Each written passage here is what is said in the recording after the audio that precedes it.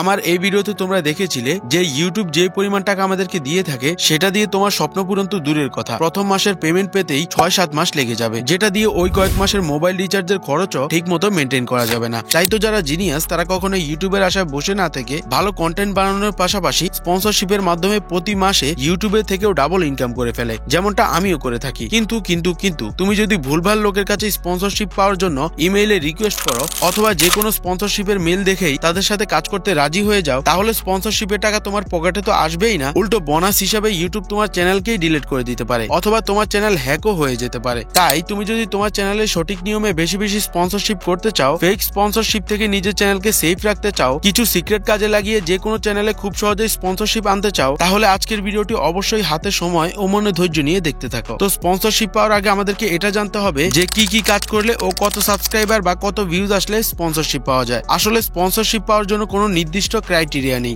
বহু চ্যানেল আছে যারা মাত্র 5000 সাবস্ক্রাইবারও স্পন্সরশিপ পাচ্ছে, আবার বহু চ্যানেল আছে যাদের 1 লক্ষ 2 লক্ষ সাবস্ক্রাইবার হয়ে গিয়েছে কিন্তু এখনো তারা একটি স্পন্সরশিপও করতে পারেনি। এখন তোমাদের অনেকের মনে প্রশ্ন আসছে যে আরে রিঙ্গো ভাই, সাবস্ক্রাইবার আসার পরেও যদি স্পন্সরশিপ না আসে তাহলে স্পন্সরশিপ কিসের ভিত্তিতে আসে? আসলে এই ব্যাপারটা বুঝতে গেলে তোমাদেরকে এই উদাহরণটা মনোযোগ দিয়ে বুঝতে হবে। ধরো ইউটিউবে 2টা চ্যানেল রয়েছে, চ্যানেল এ তে 50,000 সাবস্ক্রাইবার রয়েছে, কিন্তু ওই চ্যানেলে কোনো ভিডিওতে 10,000 ভিউজ আসে, আবার কোনো ভিডিওতে 1000 ভিউজ আসে। অপরদিকে আরো একটি চ্যানেল বি তে 10,000 সাবস্ক্রাইবার রয়েছে, কিন্তু ওই চ্যানেলের প্রতিটি ভিডিওতে 5,000 থেকে 10,000 এর মধ্যে ভিউজ চলেই আসে। তো এই ক্ষেত্রে যে কোনো কোম্পানি চাইবে তাদের প্রোডাক্টকে বি চ্যানেলের মাধ্যমে প্রমোট করতে, বিকজ এই চ্যানেলের কাছে 50,000 সাবস্ক্রাইবার থাকলেও তার কোনো নির্দিষ্ট অডিয়েন্স বেস নেই। অপরদিকে বি চ্যানেলের সাবস্ক্রাইবার কম হলেও তার কাছে একটা নির্দিষ্ট পরিমাণ অডিয়েন্স বেস রয়েছে যারা ওই চ্যানেলের প্রতিটি ভিডিও দেখতে আগ্রহী। অর্থাৎ এক কথায় যার কাছে এমন অডিয়েন্স বেস রয়েছে যে তার প্রতিটি ভিডিওতে কন্টিনিউয়াস একটা ভালো পরিমাণ ভিউজ আসে, তাহলে ওই চ্যানেল স্পন্সরশিপ পাওয়ার উপযুক্ত।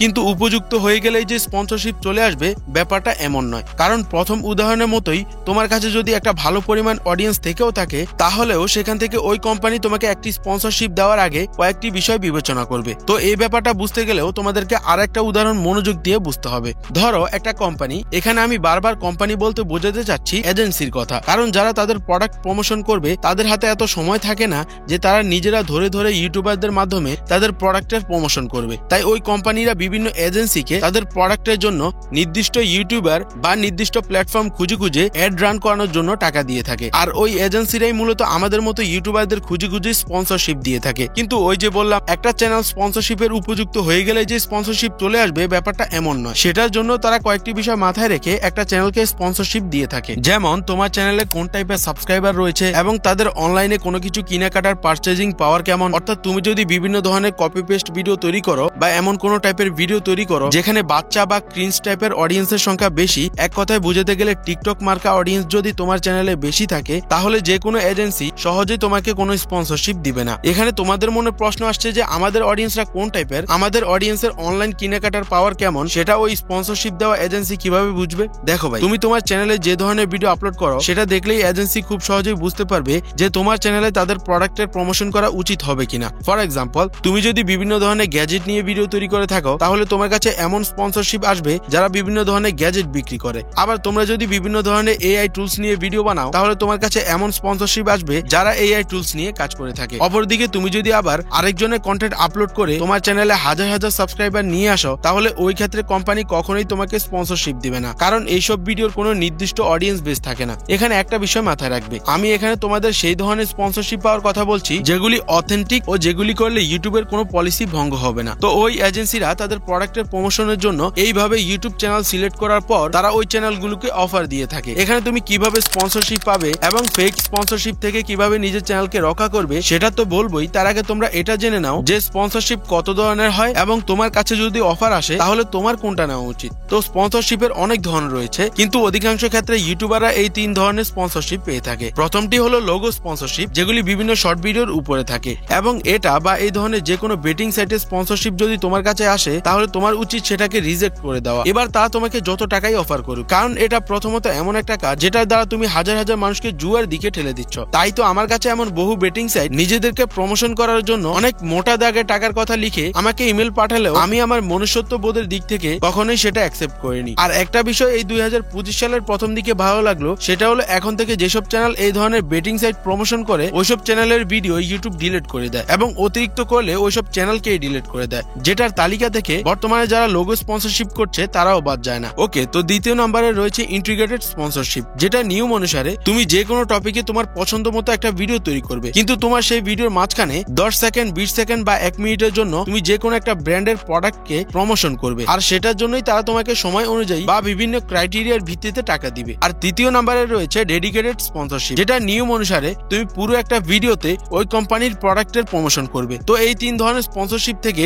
সবচেয়ে বেস্ট হলো ডেডিকেটেড স্পন্সরশিপ। এগুলিতে ইন্টিগ্রেটেড ও ডেডিকেটেড স্পন্সরশিপ থেকেও বেশি টাকা পাওয়া যায়। তাই এবার তোমরা জানবে যে এই ধরনের স্পন্সরশিপ তোমরা কিভাবে তোমাদের চ্যানেলের জন্য নিতে পারবে। কিন্তু সেটা জানার আগে আমাদেরকে এটা বুঝতে হবে যে কোন ধরনের স্পন্সরশিপ ফেক আর কোন ধরনের স্পন্সরশিপ রিয়েল। তা না হলে হ্যাকাররা তোমাকে ফেক স্পন্সরশিপের ইমেল করে তোমার চ্যানেল হ্যাক করে ফেলবে, কিন্তু তুমি সেটা বুঝতেও পারবে না। তো যদি দেখো কোনো কোম্পানি তোমাকে স্পন্সরশিপের জন্য এইরকম টাইপের ইমেল করে থাকে, যেখানে তারা তোমাকে ওই প্রথম ইমেলের মধ্যেই টাকা পয়সার কথা বলা শুরু করে এবং সেখানে টাকা পয়সার পরিমাণ অনেক বেশি বলে থাকে, তাহলে তুমি 70% শিওর হয়ে যেতে পারো যে ওই ইমেলটি ফেক। এরপরেও 100% ইমেলটি ফেক বোঝার জন্য তুমি আরো কয়েকটি বিষয় খেয়াল করবে। যেমন তুমি দেখবে যে তারা ওই ইমেলের মধ্যে তোমাকে তাদের কোনো ভিডিও ফুটেজ বা তাদের কোনো মিউজিক তোমার ভিডিওতে ব্যবহার করতে বলছে কিনা। যদি এগুলি বলে থাকে তাহলে তুমি বুঝবে যে এই ইমেলটি 100% ফেক। এরপর তারা যদি তোমাকে ইমেলের মধ্যে বলে যে তাদের একটি ওয়েবসাইট বা তাদের একটি প্রোডাক্ট রয়েছে যেটার লিংক তোমার ভিডিও ডেসক্রিপশন এবং পিন কমেন্টে লাগাতে হবে এবং সেটার জন্য তারা তোমাকে অনেক টাকা পর্যন্ত দিতে রাজি থাকে, তাহলে তোমাকে বুঝতে হবে